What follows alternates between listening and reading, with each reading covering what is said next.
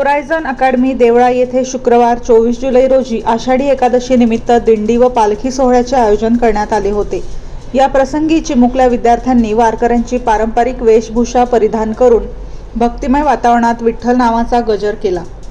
कार्यक्रमाची सुरुवात मराठा विद्या प्रसारक मंडळाचे संचालक विजय पगार आणि अभिनव बालविकास शाळेचे मुख्याध्यापक मनीष बोरसे यांच्या हस्ते दीप प्रज्वलन व विठ्ठल रुक्मिणीच्या प्रतिमेच्या पूजनाने झाली। यानंतर शाळेच्या मुख्याध्यापिका रेणुका सोनोने मॅडम यांनी विद्यार्थ्यांना आषाढी एकादशी आणि वारीच्या थोर संस्कृतीचे महत्त्व पटवून दिले। यानंतर शाळा परिसरातून अतिशय भव्य दिंडी आणि पालखी सोहळा काढण्यात आला।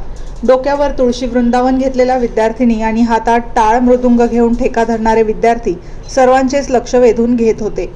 ज्ञानोबा तुकाराम आणि जय हरी विठ्ठलच्या घोषणाने संपूर्ण शाळा परिसर भक्तिमय झाला होता।